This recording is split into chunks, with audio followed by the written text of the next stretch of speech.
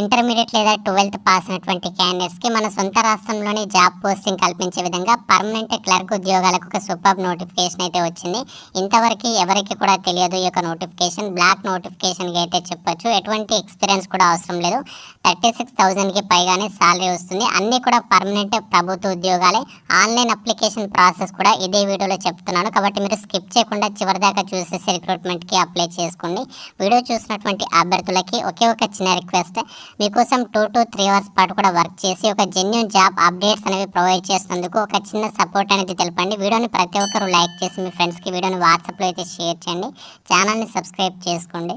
ఈ యొక్క job notification మనకి ఎక్కడి నుంచి వచ్చిందంటే government of India ministry of science and technology కింద పనిచేస్తున్నటువంటి కేంద్ర ప్రభుత్వ సంస్థ national institute of animal biotechnology అనేటువంటి ఒక ప్రభుత్వ సంస్థ మన హైదరాబాద్లోనే ఉంది. ఈ యొక్క సంస్థ నుంచి ప్రజెంట్ మనకి ఒక నోటిఫికేషన్ అయితే వచ్చింది. ఇక్కడ అడ్వర్టైజ్మెంట్ నెంబర్ కూడా ఇచ్చారు 8/2024 అని చెప్పేసి. ఇక్కడ మీరు వెబ్సైట్ నుంచి కూడా నోటిఫికేషన్ అనేది డౌన్లోడ్ చేసుకోవచ్చు. ఇక్కడ అప్లై ఆన్లైన్ లింక్ ఇచ్చారు. ఆ లింక్ మీద క్లిక్ చేసినట్లయితే అప్లై చేయడానికి సంబంధించి ఒక పేజ్ అయితే ఓపెన్ అవుతుంది. ఇదే వీడియోలో మీకు అప్లికేషన్ ప్రాసెస్ కూడా చెప్తున్నాను కాబట్టి మీరు వీడియోని లాస్ట్ వరకు చూసిన తర్వాత అప్పుడు మీకు ఏమైనా డౌట్స్ ఉన్నట్లయితే రిక్రూట్మెంట్కి సంబంధించి నాకు కామెంట్ రూపంలో అడగండి. రిక్రూట్మెంట్ ద్వారా భర్తీ చేసినటువంటి క్లర్క్ ఉద్యోగాలకి సంబంధించి సెలెక్టెడ్ క్యాండిడేట్స్కి లెవెల్ 4th ప్రకారం మనకి బేసిక్ పే స్కేలే దాదాపుగా మనకి 30,000 వరకు ఉంటుంది. అన్ని కలుపుకుంటే మనకి అలవెన్సెస్ 36,000కి పైగానే శాలరీ అనేది వస్తుంది.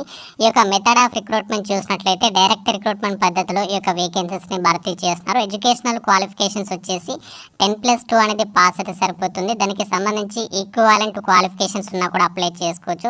అంటే మీరు ఏ విభాగంలో ఇంటర్ పాస్ అయినా లేదంటే డిప్లొమా పాస్ అయినా కూడా ఈ యొక్క క్లర్క్ ఉద్యోగాలకి అప్లై చేసుకోవచ్చు. దాంతోపాటు మీకు టైపింగ్కి సంబంధించి స్కిల్స్ అనేవి ఉండాలి. ఇంగ్లీష్ లాంగ్వేజ్లో అయితే టైప్ రైటింగ్కి సంబంధించి 35 words per minute, లేదంటే హిందీ లాంగ్వేజ్కి సంబంధించి అయితే 30 words per minute టైపింగ్కి సంబంధించి స్కిల్స్ అయితే ఉండాలి.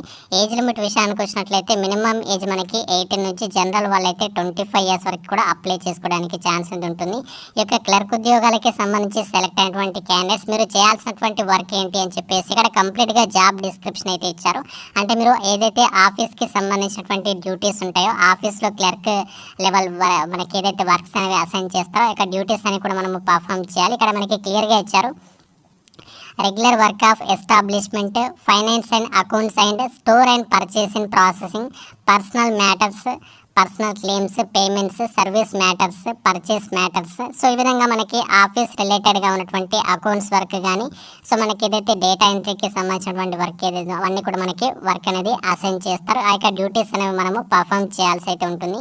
ఈ యొక్క ఉద్యోగాలకి ఆల్ ఇండియన్ సిటిజన్స్ మీరు ఏ రాష్ట్రానికి చెందిన వాళ్ళైనా మేల్ అండ్ ఫిమేల్ క్యాండిడేట్స్ అందరూ కూడా ఈ యొక్క జాబ్స్కి సంబంధించి అప్లై అయితే చేసుకోవచ్చు. ఎటువంటి ఎక్స్పీరియన్స్ అవసరం లేదు. జస్ట్ మీ దగ్గర క్వాలిఫికేషన్స్ ఉంటే సరిపోతుంది.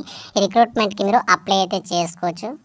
ఈ రిక్రూట్మెంట్కి సంబంధించి అప్లికేషన్ ప్రాసెస్ వచ్చేసి మనకి 23rd February రీసెంట్లీగానే అప్లికేషన్ ప్రాసెస్ అనేది స్టార్ట్ అయింది. అప్లై చేసుకోవడానికి లాస్ట్ డేట్ వచ్చేసి 22nd March by 5 PM అని చెప్పేసి ఇచ్చారు. ఈ యొక్క డేట్లో మనము ఆన్లైన్లో అప్లికేషన్స్ అనేవి సబ్మిషన్ చేసుకోవచ్చు.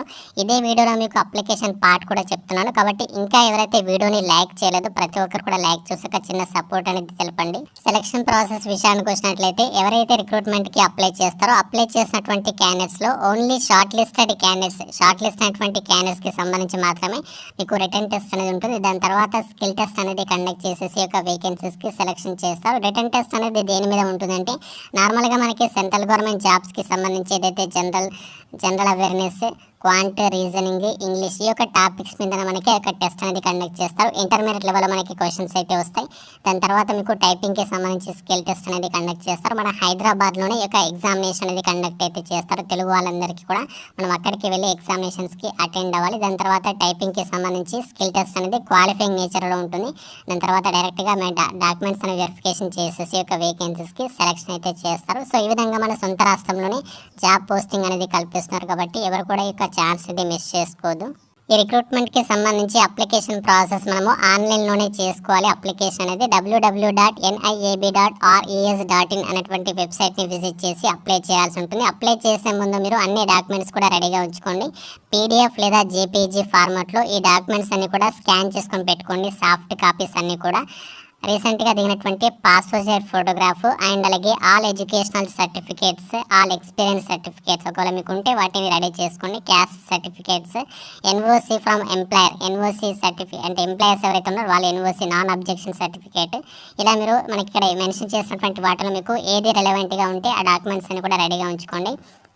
అప్లికేషన్ ఫీజుకి సంబంధించి డీటెయిల్ చూసినట్లయితే జనరల్ వాళ్ళైతే 200 rupees, SC ST OBC women candidates అయితే మాత్రం కేవలం 100 రూపీస్ అనేది పే చేయాలి. ఈ యొక్క అమౌంట్ అనేది మీరు ఆన్లైన్లో పే చేయొచ్చు, లేదు అంటే మీరు బ్యాంకుకి వెళ్ళి డీడీ రూపంలో కూడా పే చేయొచ్చు. నేనైతే ఆన్లైన్ అయితే ప్రిఫర్ చేస్తాను, ఎందుకంటే మనకి ఆఫ్లైన్ అంటే బ్యాంకుకి వెళ్ళి డీడీ తీయాలి, మళ్ళీ ఆ డీడీ రిసిప్ట్ని పోస్ట్ ద్వారా పంపించాలి. ఇదంతా కొంటే మనకి బెస్ట్ ఆప్షన్ ఏంటి అంటే ఆన్లైన్ ద్వారా పే చేస్తే సరిపోతుంది. మనకి ఆన్లైన్ పేమెంట్ లింక్ కూడా ఇచ్చారు మనకి నోటిఫికేషన్లో.